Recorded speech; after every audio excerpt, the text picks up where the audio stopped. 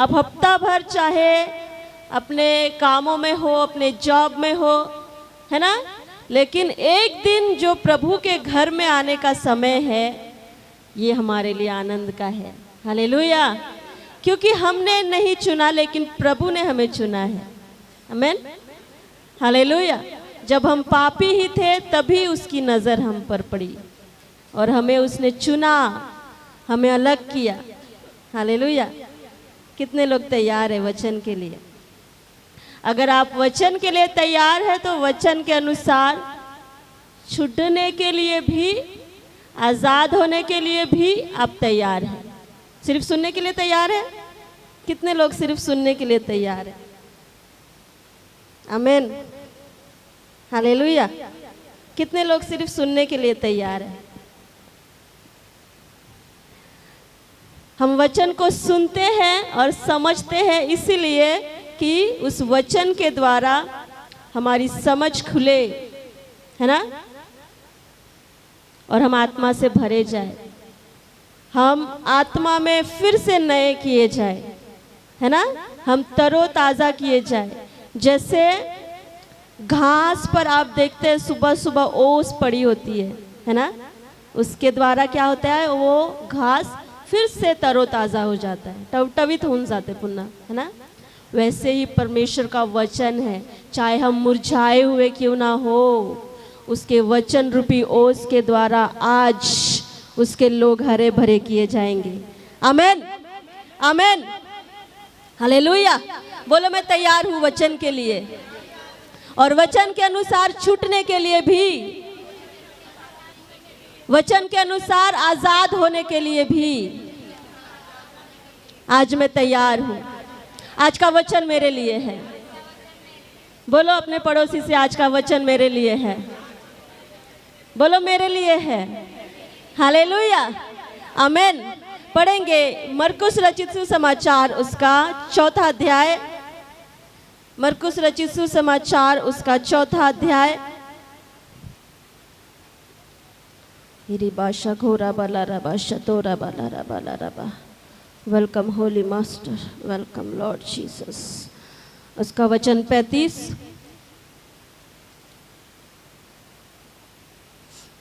Thank you Jesus. हम जानते हैं, जो लोग हमारे बीच में नए हैं, हम लोग जो वचन हम पढ़ते और सुनते, उसके बाद जब हम आराधना को करते हैं, है ना, वचन के बाद जब हम आराधना को करते, वचन को पकड़कर, वचन के आधारित हम आराधना को करते, परमेश्वर अपने लोगों को छूना शुरू कर देता है ना। तो इस तैयारी के साथ बैठना है। जो लोग यहाँ पहली बार आए हुए हैं, मैं चाहती हूँ आप लोग तैयार होते चले जाए। जैसे जैसे वचन पढ़ा जाता है, आपके माइंड, आपके थॉट्स तैयार किए जाए, ताकि आप परमेश्वर के द्वारा जो कुछ आपके लिए रखा गया है उससे आप रिसीव करो। हालेलुया। अध्याय 4 वचन 35।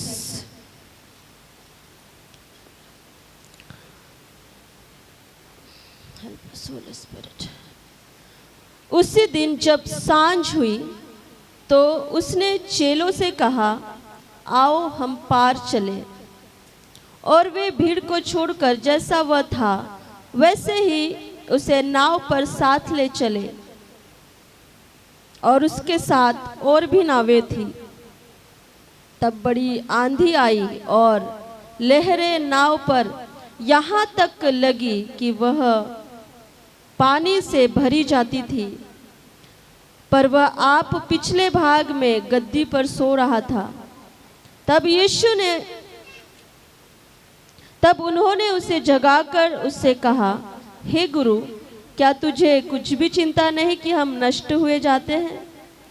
तब उसने उठकर आंधी को डांटा और पानी से कहा, शांत रहे, थम जा।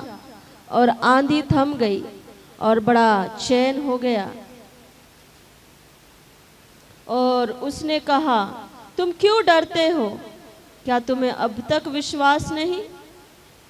वे बहुत ही डर गए और आपस में बोले, ये कौन है कि आंधी और पानी भी उसकी आज्ञा को मानता है। आमीन। आमीन। एक घटना है यीशु मसीह के विषय में, उसके चेलों के विषय में। हालेलुया। आपने पढ़ा इस वचन को, सुना भी होगा काफ़ी बार। फिर हम इस वचन को देखेंगे क्योंकि आज यही प्रभु ने हमारे लिए, आप सबके लिए दिया है। हालेलुया। क्या हुआ? यीशु मसीह ने वचन की सेवकाई की, है ना, लोगों को चंगा किया, बहुत सारी भीड़ थी। यीशु मसीह के विषय में लिखा, वो कोई भी चीज, कोई भी काम अपनी मर्जी से नहीं करता था। यीशु मसीह क्या कहता है? जो कुछ पिता मुझसे करने के लिए कहता है मैं वही करता हूँ। जो पिता बोलने के लिए कहता है मैं वही बोलता हूँ। जहाँ पिता जाने के लिए बोलता है मैं वही जाता हूँ। Hallelujah, hallelujah. कितनों को पता है यीशु मसीह 40 दिन रात के लिए जंगल में गया था बपतिस्मा के बाद? आमेन। वचन में लिखा वहाँ 40 दिन 40 रात उसकी परीक्षा हुई, है ना। हालेलुया।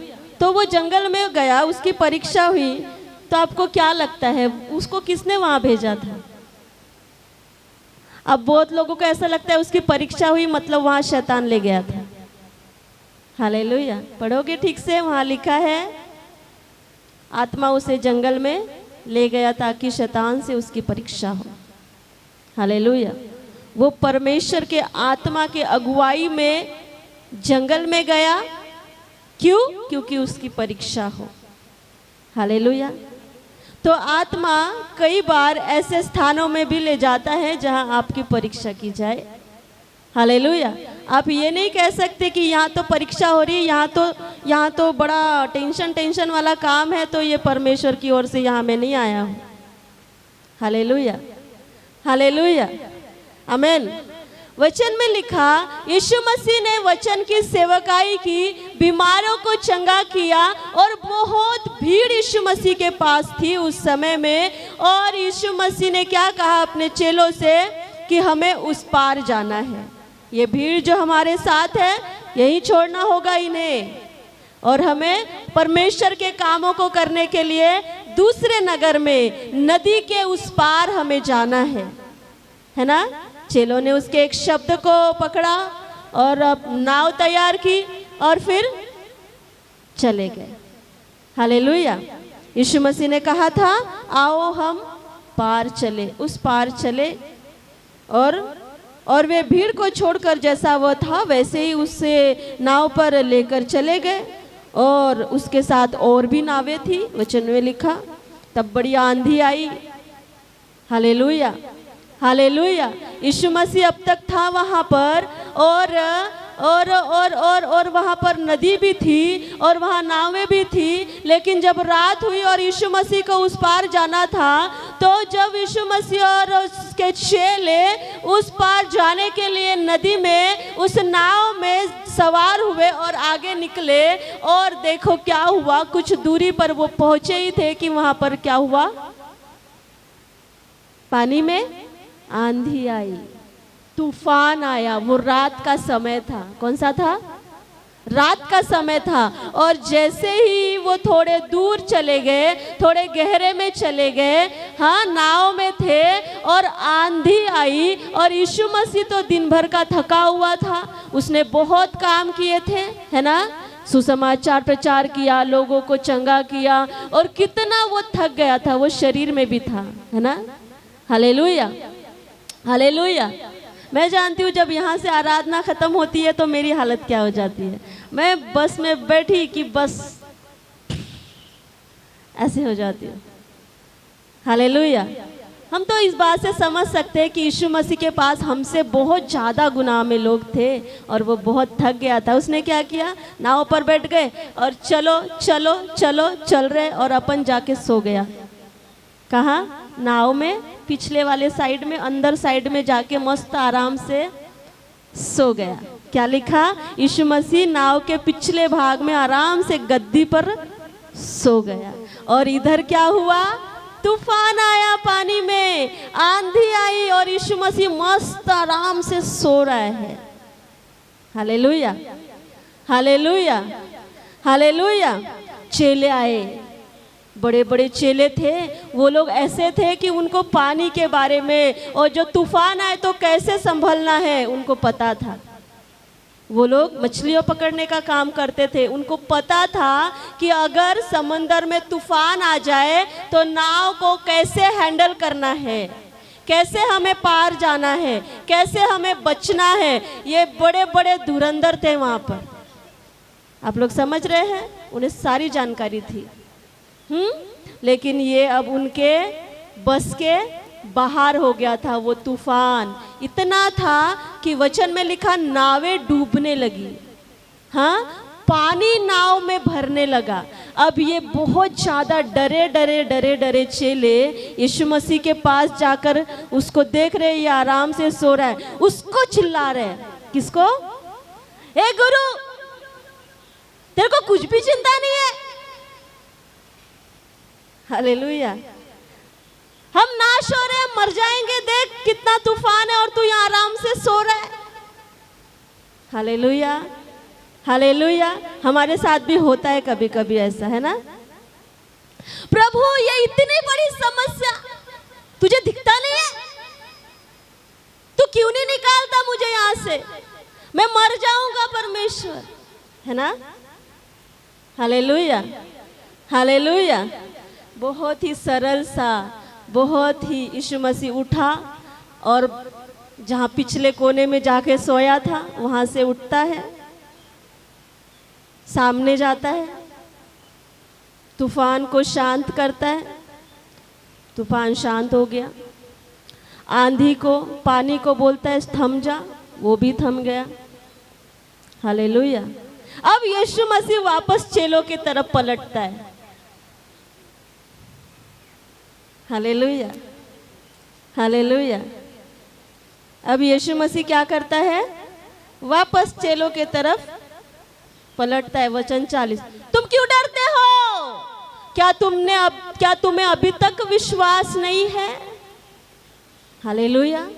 कई सारी बातें हमारी लाइफ में ऐसी होती है, हम सोचते परमेश्वर है तो ये तूफान क्यों है? हम सोचते हैं परमेश्वर है तो ये प्रॉब्लम जाती क्यों नहीं है?